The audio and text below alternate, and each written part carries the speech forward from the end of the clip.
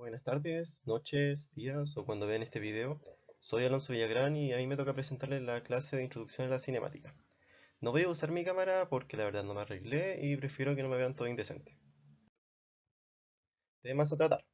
Vamos a ver en cuanto a vectores un repaso de los conceptos que ya vieron con un poco más de profundidad, algo de operatoria. Y en cuanto a cinemática, si bien parece que los contenidos serán más extensos, es solo algo de conceptos. Lo que llama operatoria y ejercicios de cinemática lo veremos en otra clase. Vectores. ¿Qué son los vectores? Es una magnitud matemática representada por una flecha. ¿Qué significa esto? Que a diferencia de otras magnitudes escalares, como por ejemplo el peso o la distancia, estos aparte de poseer un numerito, o sea el módulo, también tienen dirección y sentido. Se pueden expresar en base a sus componentes rectangulares o como par ordenado. En otras palabras, se escriben de dos formas. En realidad de tres, también se pueden escribir de forma polar, pero creo que eso no entra en la PSU. O sea, sé que no entra en la PSU. Que vendría siendo espera un poquito, ahí se lo noto. El módulo, digamos, este vector tiene un módulo de 7. Cuesta escribir con esto. Y un ángulo de 30 grados. Por eso hice eso. El ángulo respecto a la horizontal.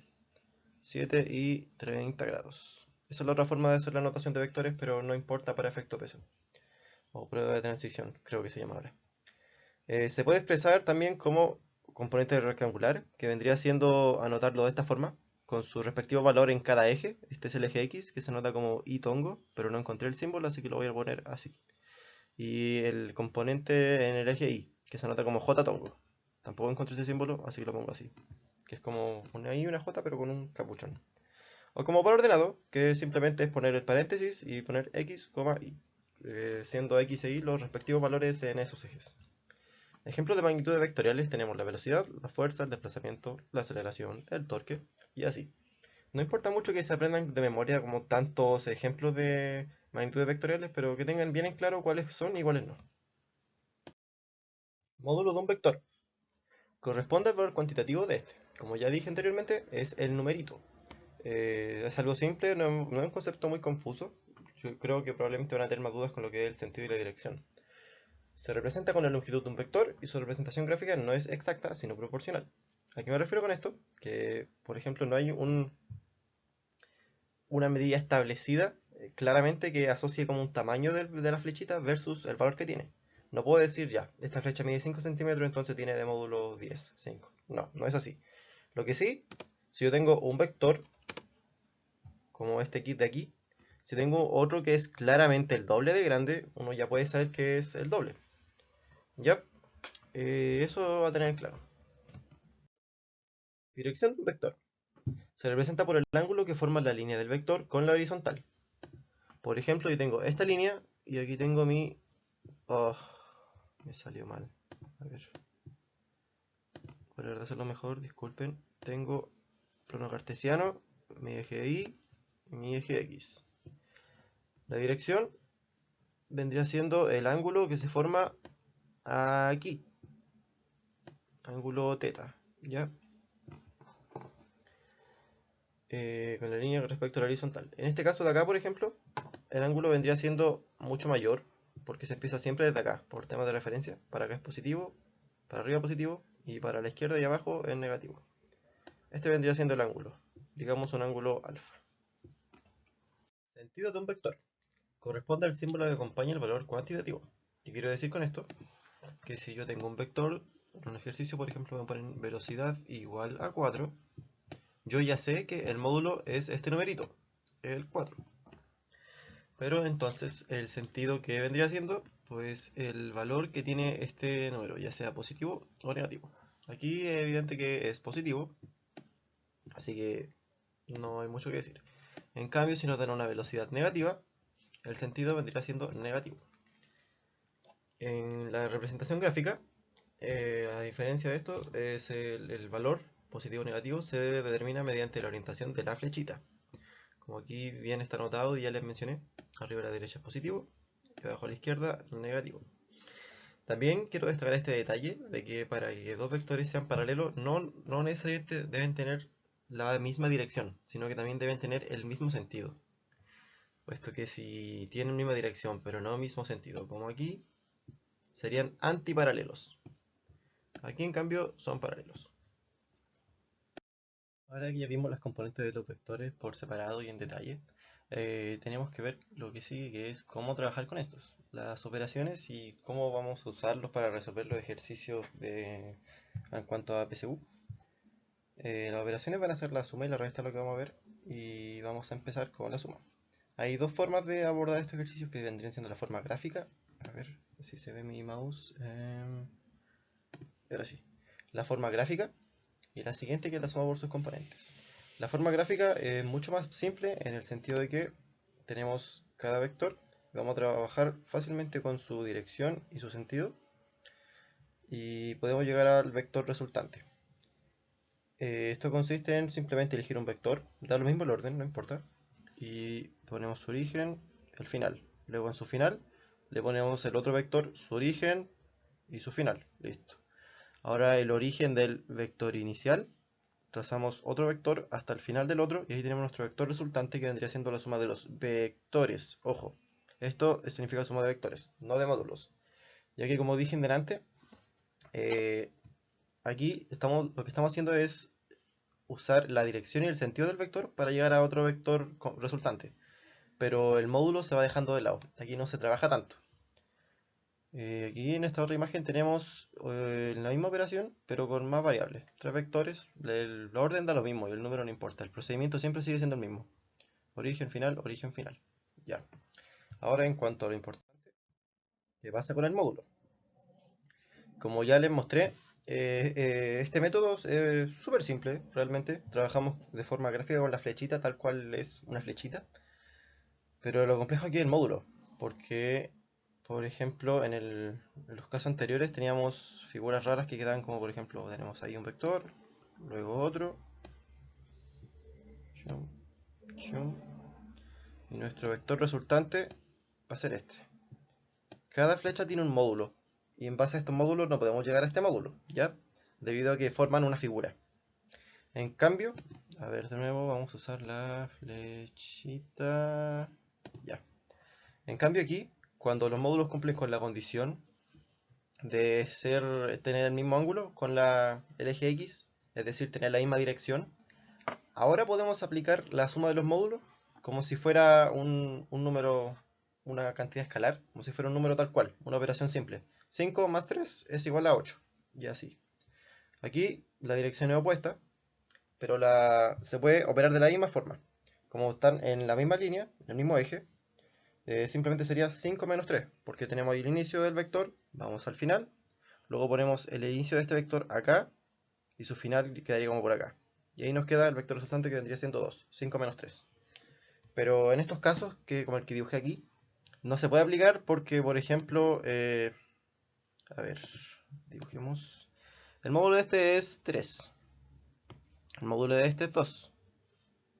Nosotros no sabemos cuál puede ser el módulo de este porque no puede ser 5, ya que 5 vendría siendo como poner el 2 derechito, como así, y eso nos vendría dando un módulo 5. Pero si bajamos esto, nos quedaría como por acá. ¿Se entiende? Así que para estos casos se tiene que usar la trigonometría. Pero eso no es un contenido que al menos años anteriores se veía en la PSU. Ahora creo que entra en matemática, pero no más o menos al nivel suficiente como para operar de esta forma los vectores. Así que no se preocupen. Ya, miren, en este otro caso tenemos dos vectores y los acomodé en un plano XY para que fuera más fácil de trabajar. Aquí el tamaño del vector se relaciona con el módulo, ¿ya? Así que el módulo de este es 3 y el de este es 4. ¿Por qué los puse en esta situación así? Porque quiero que vean qué es lo que pasa en estas situaciones. Los vectores claramente no son paralelos ni antiparalelos, no están en el mismo eje. Pero como son perpendiculares, o sea, forman un ángulo de 90 grados, también hay formas más fáciles con los que se pueden trabajar sin tener que usar trigonometría. Como por ejemplo con Pitágoras. Ya que si hacemos una suma gráfica, tendríamos que poner el inicio de este vector azul en el final de este, ¿cierto? Ya, teniendo ya en posición cada vector, acorde a la suma gráfica, nos damos cuenta que esto forma un triángulo rectángulo, o sea, un trío pitagórico, porque este módulo 4 y este 3 dan como resultado un vector de módulo 5. ¿Para qué sirve todo esto? Para que se den cuenta que fuera de lo que son los vectores paralelos o antiparalelos, También podemos operar vectores perpendiculares. En cuanto a lo que es PSU, podemos trabajar la suma de y resta de vectores entonces, siempre y cuando se cumplan estas condiciones. Cuando no, ya vendría siendo como ocupar trigonometría y eso no es acorde al nivel PSU. Entonces, ahora tenemos suma por sus componentes. Aquí se involucra un plano XY, un plano de coordenadas, y bueno, como pueden ver tenemos un vector A, coordenadas 1,1 y un vector B, coordenadas 3,2. Las anotamos y como bien dice el nombre, suma por sus componentes. Tenemos las componentes de cada vector en X y las componentes de cada vector en Y. ¿Qué es lo que hacemos? Sumamos sus componentes individualmente. Nos da como respuesta un vector R de coordenadas 4,3, como el que pueden ver en la imagen. No es mucha ciencia y si nos damos cuenta realmente es, en mi opinión, incluso más simple que la forma gráfica, ya que no hay que recurrir a ya sea artimañas con la trigonometría, Pitágoras, o necesitar que los vectores sean paralelos o antiparalelos para hacer la suma.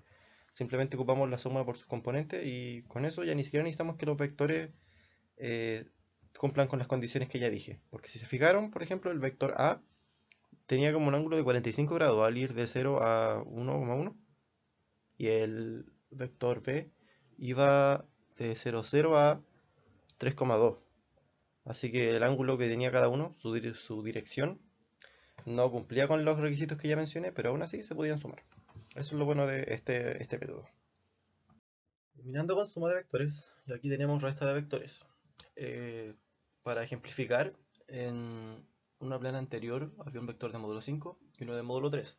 Cuando lo sumamos, debido a que tenía mismo sentido y misma dirección, nos daba un vector de módulo 8.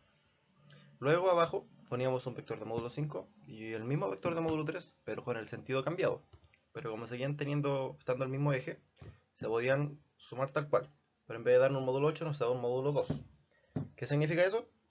Que lo que hicimos fue en esencia sumar el vector opuesto, que es lo mismo que restar realmente. Si se fijan dice a paréntesis 1,1 es igual a menos a paréntesis menos 1,-1. En esencia, restar un vector es sumar el vector de sentido opuesto al vector que se está restando. Así que no hay mucha ciencia detrás de eso. Restar vectores, ya sabiendo sumar vectores, es lo mismo. Ejemplo aquí, tenemos suma de vectores, vector A más vector B. Ahí están los vectores representados, vector total. Luego el vector A sigue siendo el mismo vector, tal cual está acá, pero se le suma el vector, se le resta el vector B, o se le suma el vector de sentido opuesto. Si se dan cuenta ahí, el sentido cambió. La dirección y el módulo se mantienen, pero la dirección apunta hacia el lado opuesto. Por lo que da como resultado un vector con un módulo más reducido y orientado hacia la izquierda. Y por último, vamos a ver qué es lo que es la ponderación por un escalar. Sea un vector cuyo valor ordenado a, b y un escalar k. Entonces, la ponderación k en un vector b es igual a k por a, k por b. Si vamos a aplicar esto por un ejemplo, podemos ver ahí el vector b. Si k es igual a 3, tenemos que 3b. El módulo también se triplica porque, veámoslo en un cuadrante ahí, su par ordenado. Tenemos, por ejemplo, en este vector, si a fuera 3, como el ejemplo que vimos delante, y fuera 4, al triplicar sus coordenadas, 3 queda en 9, digamos por acá. Y 4 ya crece mucho y llega hasta arriba, ok. ¿Qué es lo que pasa? Inicialmente teníamos un triángulo pitagórico de coordenadas 4 y 3. Al calcular el vector que sale de eso, de acá hasta acá, nos da 5, ¿ya? Porque 4, 3, trío pitagórico, 5.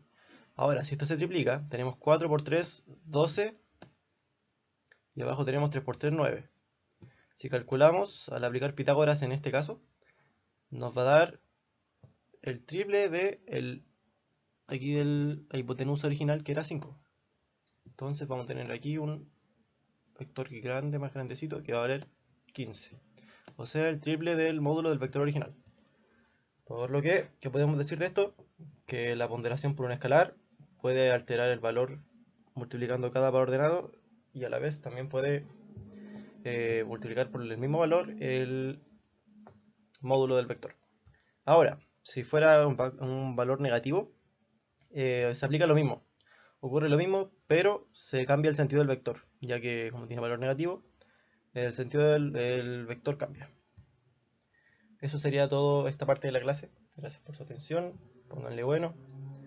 Después vamos a ver lo que serían los conceptos de mecánica.